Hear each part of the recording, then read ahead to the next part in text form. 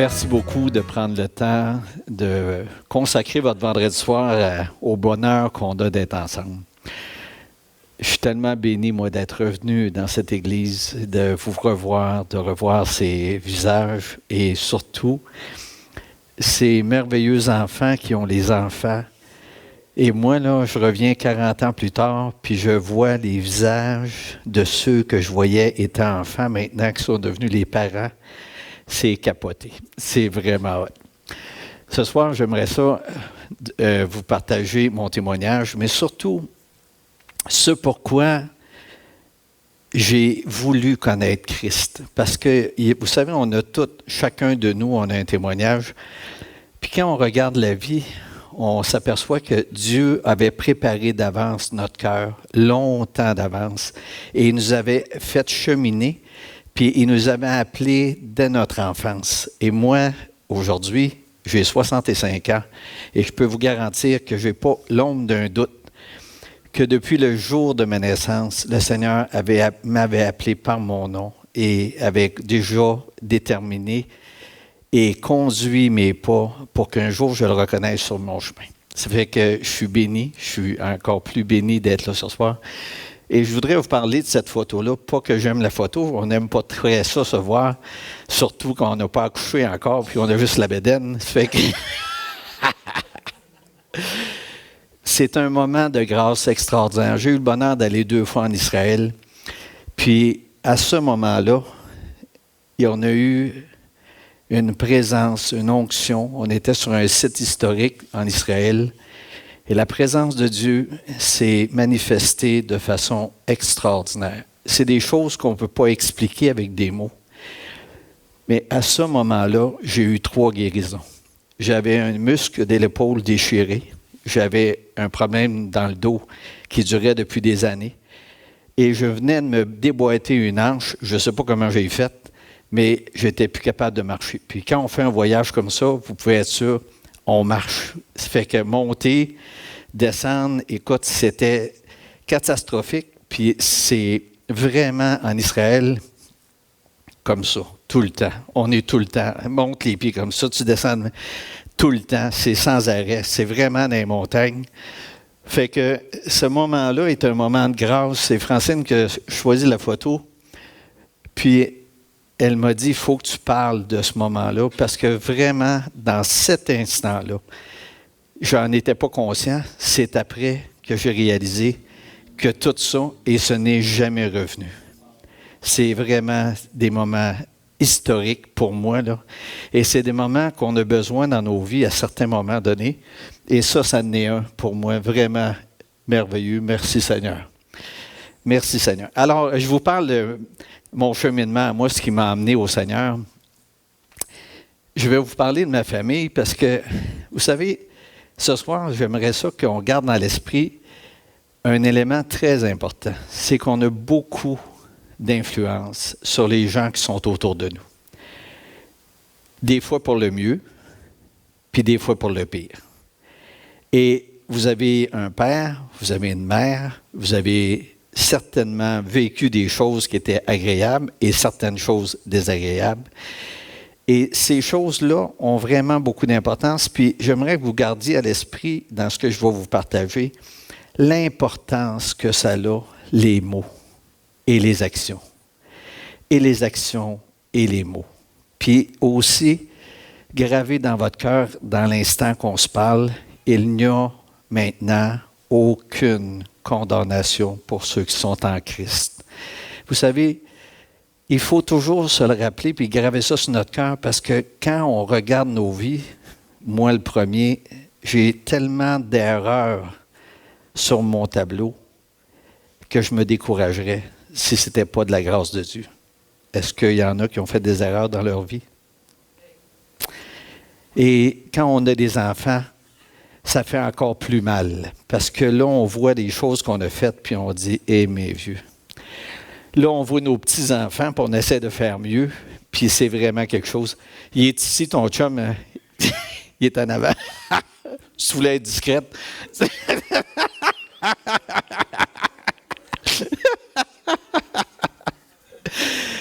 Alors, écoutez, je suis venu au monde, dans la famille de mon père, il était 25 enfants, dans la famille de ma mère, il était 16 enfants. Et c'est important de mettre ça dans le contexte parce que ces gens-là ont eu une vie à eux, puis certains d'entre eux ont eu une vie malgré toute la misère de leur temps, avec du respect puis de l'amour pour Dieu. Puis il y en a d'autres qui ont joué à l'Église toute leur vie. Tous ces grands-parents-là allaient à l'Église à tous les dimanches. Mais moi, j'étais un petit bonhomme très curieux. J'avais tout le temps envie de comprendre. Je posais des questions, trop souvent sans réponse. Mais j'ai eu le bonheur de grandir jusqu'à 9 ans. Vous savez, chez nous, en tout cas, mon père nous expliquait que dans le temps, quand les gens se mariaient, ils étaient... Tiens, salut Doris.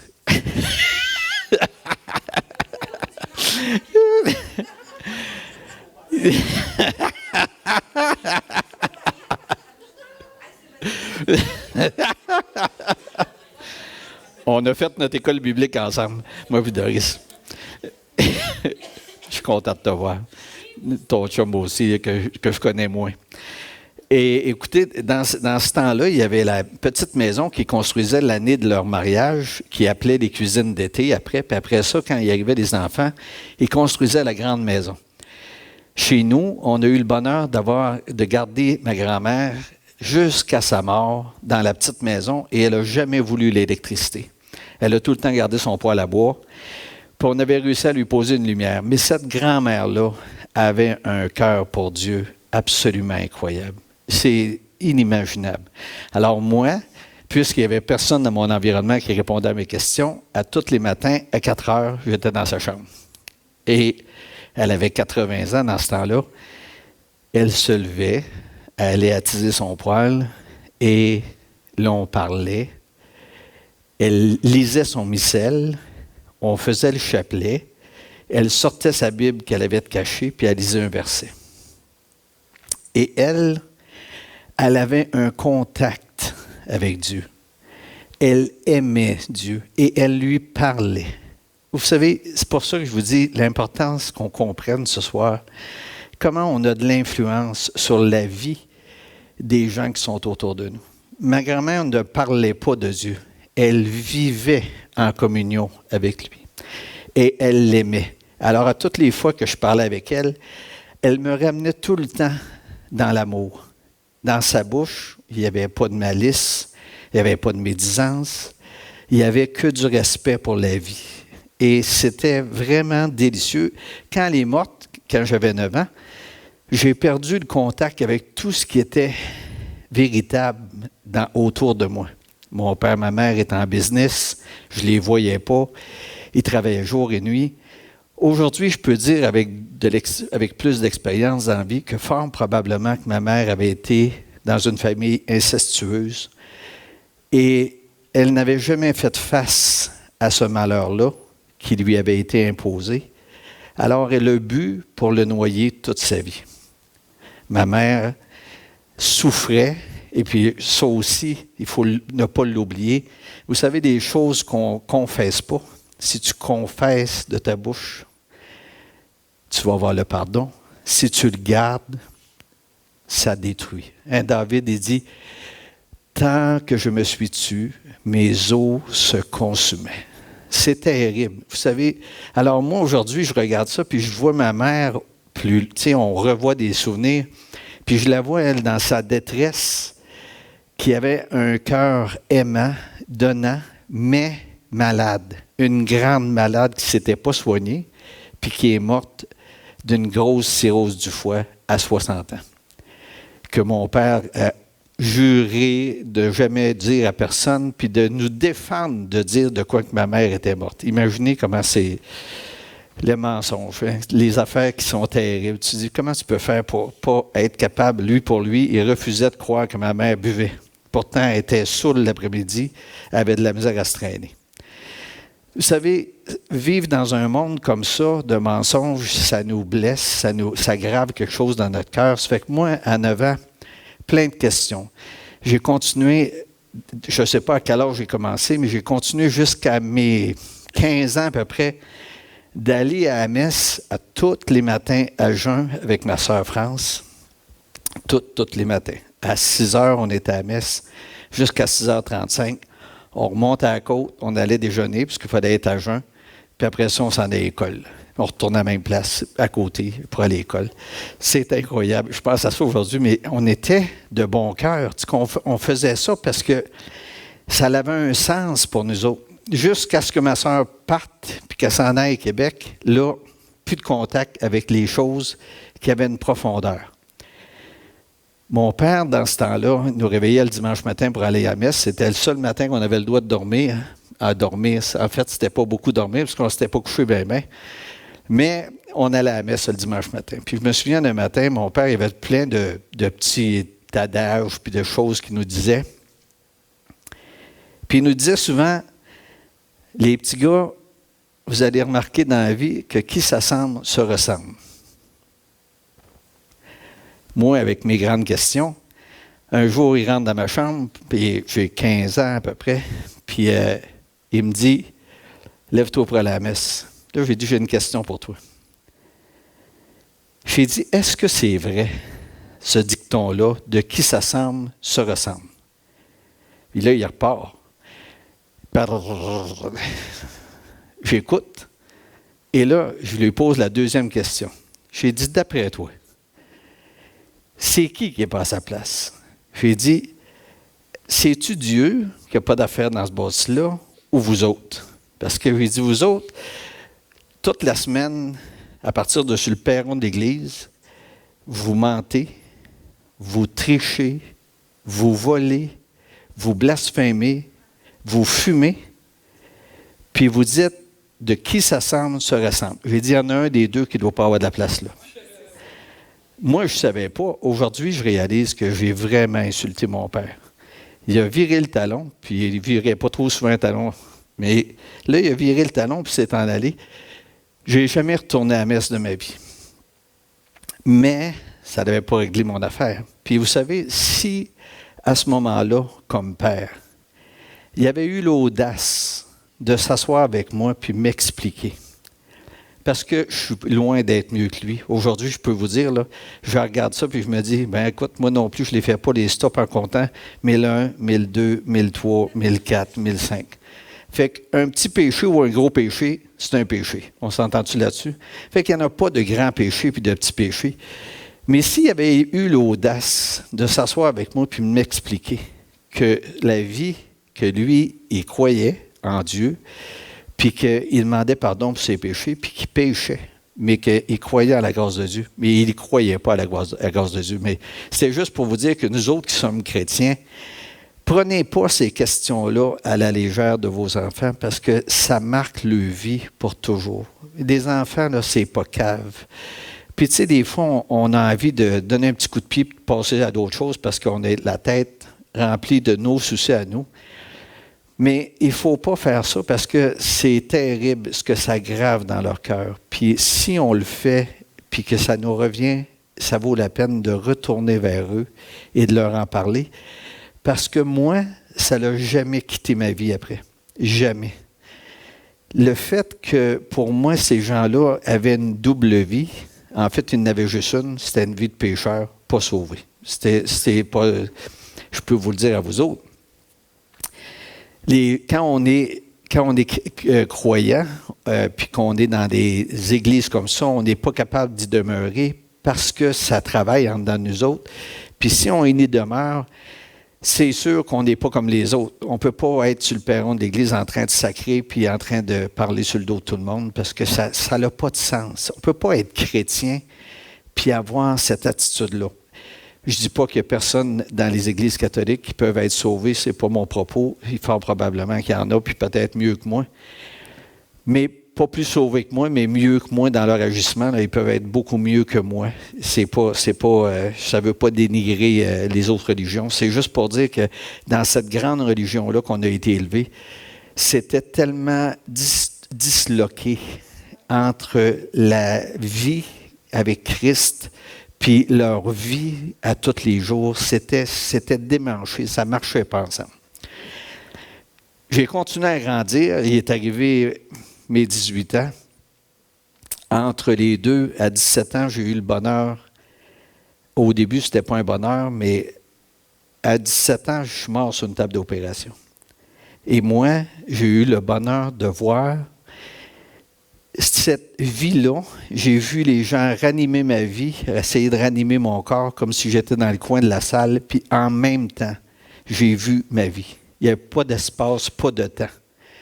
Moi, il n'y a personne qui peut me faire douter de la vie après la mort. C'est impossible. C'est gravé en dedans de moi.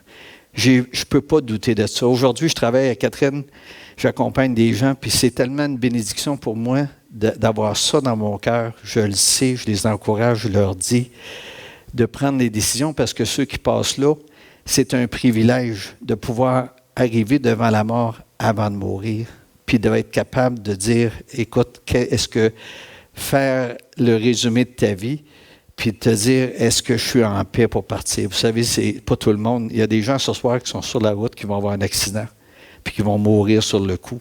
Ils n'auront jamais cette occasion de remettre leur vie en question. Alors, ces gens-là sont privilégiés. Puis moi, j'ai le bonheur de pouvoir les accompagner, quelques-uns d'entre eux, et de pouvoir leur parler très honnêtement de cette réalité-là. Alors moi, pour moi, il n'y avait pas de doute. Par contre, là, j'avais un problème parce que quand je suis sorti de cet hôpital-là, j'étais enragé noir.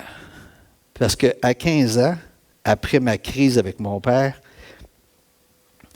j'avais décidé qu'à 20 ans, je m'enlevais la vie. Moi, la vie se résumait en ceci. De 0 à 20 ans, tu as du fun. De 20 ans à 40 ans, tu as des enfants. De 40 à 60, tu te demandes pourquoi. Puis à 60, on te met dans le coin du village et on trouve que tu coûtes cher à la société. C'était assez simple. Hein? Ça n'avait aucun sens. Pour moi, on a été élevé à travailler, puis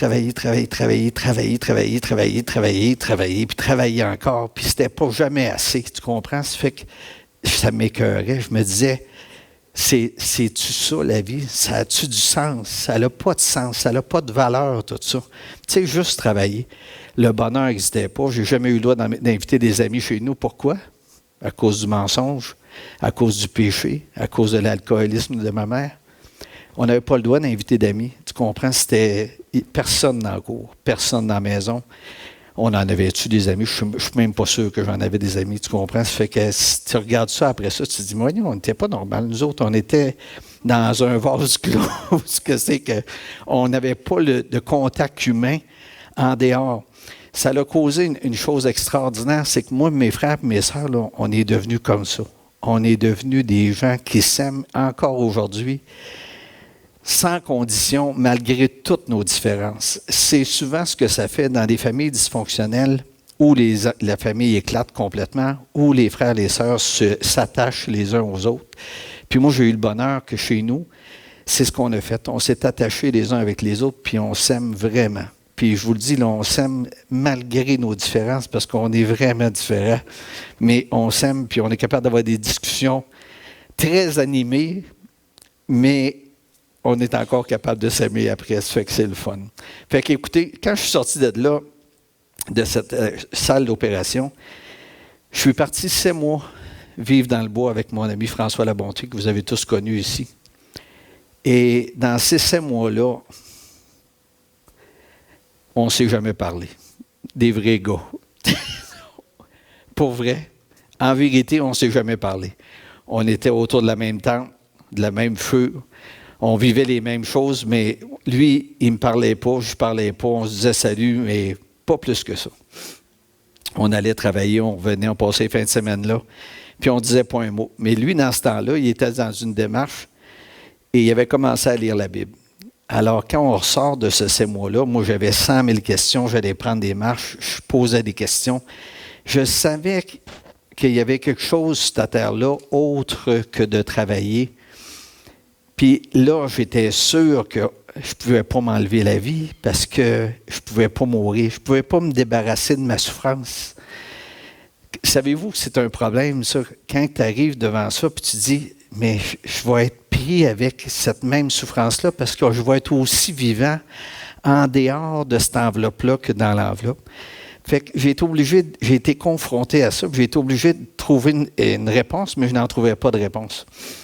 Mon ami François a lu la Bible pendant cette période-là sans m'en parler. Et quand on est retourné chacun dans nos appartements, François, je suis retourné le voir 2 semaines après, il m'a dit, j'ai dit, sais-tu quoi? Je lui ai dit, les sauvages, ils sont dans la maison. Ils sont dans un village. Là, il me regarde et il dit, pourquoi tu dis ça? J'ai dit, il y avait une paix dans le bois que je ne suis pas capable de retrouver dans les maisons. Puis là, on jase toute la soirée, puis il me dit, j'ai fait une expérience dans le temps qu'on était en forêt. Puis il dit, j'ai demandé à Dieu de se manifester, de se faire connaître. Puis il dit, il s'est passé quelque chose. Puis là, il me donne une Bible, puis il dit, tu lui demanderas si jamais tu veux le connaître. Ça, c'est le témoignage de François. Ça manquait de détails. Mais, vous savez, il n'y a pas de paroles qui sortent. Fait que là, je m'en retourne chez nous. Là, encore triste, je venais de perdre mon meilleur ami, qui était devenu fou. Il a commencé à lire la Bible. Fait que je m'en vais chez nous, puis pour vrai, là, tout ce questionnement-là, depuis que j'étais jeune, d'avoir vu ma grand-mère avoir une relation avec un Dieu invisible, puis elle lui parlait, puis elle le vivait, puis avoir mes parents dans ce monde vide de sens, en train d'essayer de survivre en parlant que d'argent. Tu comprends? C'est ça qui était terrible. Puis nous autres, on le fait des fois. Hein? On est dans ce monde-là avec tellement de soucis de survie qu'on oublie l'essentiel de tout ce qui est important. Il faut y aller travailler, puis il faut gagner notre pain. Aucun problème avec ça. Mais vous comprenez, de ne pas être capable d'associer les deux morceaux ensemble, c'est pas normal. Alors, je suis arrivé chez nous, après avoir perdu mon meilleur ami, puis là, j'ai essayé de m'endormir. Incapable de m'endormir. Impossible. C'était impossible. Je ne pouvais pas dormir. Fait que je me lève, je vais barrer ma porte de chambre, puis je me mets à genoux à côté de mon lit. Chose que je n'avais jamais faite. Et j'ai dit à Dieu, je ne te connais pas, mais j'aimerais ça te connaître. Et la présence de Dieu s'est manifestée pour moi. Ma chambre est devenue blanche. J'ai pleuré ma vie. Et de blasphémateur que j'étais, le lendemain, il me manquait des mots pour finir mes phrases. Pour vrai. J'ai jamais ressacré. Écoute, puis je comprenais rien de ce qui venait de se passer. Mais j'étais brisé, puis heureux, mais brisé, mais heureux. Je comprenais pas. Là, j'étais en train de devenir fou. Comprends-tu? Je me suis dit, mais qu'est-ce qui s'est passé? 2 semaines après, je me retourne voir mon chum. Puis là, je compte ça, il riait. Et il dit, tu sais le livre que je t'ai donné? Il dit, lis-le. Il a commencé ça dans Genèse. C'est pas facile. J'ai eu besoin de changer de chapitre parce que, écoute, que c'était long, ça, de voir toute l'histoire là-dedans. Ça, j'avais hâte qu'il arrive, qu'il parle de moi quelque part. Après, on s'est parlé, puis là, il m'a dit, va dans le Nouveau Testament, il y a une nouvelle alliance, ancienne alliance. Ça a été mieux après. Mais mes vieux, au début, que tu mêlé, que tu peux pas, tu comprends pas. Tu es là, tu te dis, voyons, c'est pas ça que j'ai vécu, moi, la Genèse. Non, c'est pas pantoute, ça ne fitait pas avec moi. Mais je savais que j'avais eu une expérience. Et là, ma vie a été vraiment transformée. Il s'est passé quelque chose là. Et ça a été des années après ça que j'ai rencontré Doris, la famille Pomerleau, qui étaient des croyants chrétiens. Moi, je ne savais même pas que j'étais devenu un protestant. J'étais sauvé. Et là, j'avais une maison, j'avais une ferme et on témoignait à tout le monde.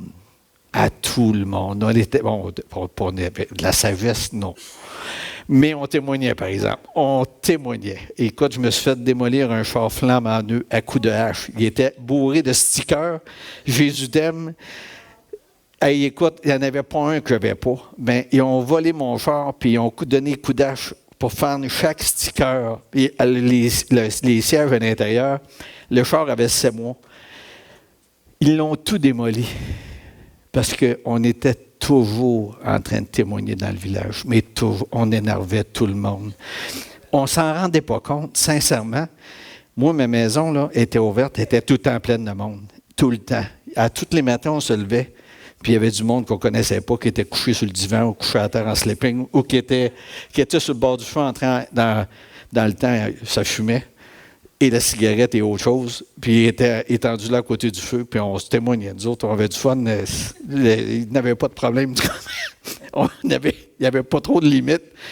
Il n'y avait pas de barrière. On n'essayait pas d'être beau et fin. Tout ce qu'on savait, c'est que Jésus avait sauvé nos vies.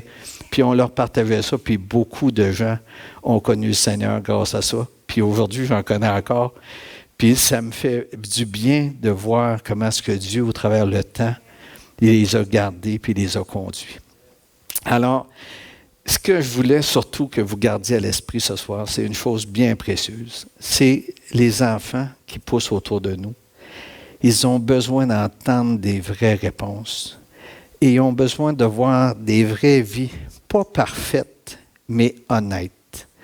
On a besoin d'être capable de confesser non seulement nos péchés à Dieu, mais aussi à ceux qu'on blesse. Et lorsqu'on le fait, puis qu'on s'excuse, puis qu'on s'explique, puis qu'on se parle, bien, ça donne l'opportunité à ces enfants-là et ou aux gens autour de nous de pouvoir cheminer, puis de vouloir connaître Dieu. Parce que moi, j'ai été brisé pendant des années de cette colère-là, de voir des gens qui vivaient et qui disaient une chose, puis d'autres personnes qui pensaient, eux autres, qu'ils avaient la vérité. Puis vous savez, dans l'Église, on n'est pas mieux qu'ailleurs. Hein? On est des pécheurs sauvés par grâce. Des quoi? Des pécheurs sauvés par grâce. Est-ce qu'on veut faire mieux? Absolument. Est-ce qu'on fait toujours mieux? Pas tout le temps. Moi, toutes les stops, je vous le dis, je me le rappelle. Puis je vous invite à le faire parce que ça, là, ça nous rappelle qu'il n'y a pas de grands péchés puis de petits péchés. Un péché, c'est qu'on brise la loi de ce que Dieu a mis en place. Aujourd'hui, avec Internet, là, les gens s'imaginent qu'ils sont tous parfaits assis chez eux, là, mais c'est pas vrai. On n'est pas parfait assis chez nous. On n'est juste pas confronté aux autres, mais on est loin d'être parfait assis chez nous. On n'est pas mieux, c'est pas mieux qu'on soit là ou ailleurs, mais ce qui est important, c'est de savoir que sa grâce à lui dure à travers le temps. Puis que nos péchés à nous, si on les confesse, les gens sont capables, même les enfants sont capables de comprendre. Puis moi, mon père, ma mère, ils m'auraient évité bien de la souffrance s'ils avaient été capables de juste se dire honnêtement l'un à l'autre, qui souffraient toutes les deux, un à gauche, un à droite. Puis nous autres, on aurait pu être élevés dans une famille beaucoup plus équilibrée, avec des parents qui étaient capables de dire, bien, on a fait des erreurs, puis on vous demande pardon. Alors, s'il y a quelque chose à retenir ce soir, juste une chose, parlons, disons la vérité les uns aux autres pour qu'on puisse, à travers le temps, se réjouir. Moi, j'ai des choses que je regarde dans le passé, puis je me dis, mais Dieu, si je pouvais les refaire, je les ferais bien différentes. Puis je dirais des choses bien différemment à mes enfants, puis mes petits-enfants, la même chose. Parce qu'on a besoin d'être juste humain, premièrement. Puis après ça, on veut être saint, mais on n'a pas besoin d'essayer de paraître saint. Parce que quand on veut paraître saint, on fait les pires erreurs, puis on empêche les gens de venir au Seigneur au lieu de les conduire à lui. Alors, soyez bénis. Merci pour votre temps. Puis j'espère qu'on aura le bonheur d'entendre d'autres témoignages parce que moi, je ne vous connais pas. Et j'aimerais vraiment ça vous connaître. J'aimerais savoir de où vous venez, vous. Je vous ai dit d'où moi je viens. Je viens d'un milieu qui est mon milieu à moi, qui n'est pas noir ou blanc, il est juste mon milieu à moi. Puis le Seigneur, au travers de ça, il m'avait déjà prédit, il m'avait déjà dit, puis il m'avait déjà réservé à travers toutes les choses. Et ma grand-mère, extraordinaire, je vous dis, là, c'est quelque chose, ce qu'elle a semé dans mon cœur d'enfant, là, ça ne se perd pas. C'est resté là, parce que Dieu est vivant, puis il accompagne sa parole. Amen.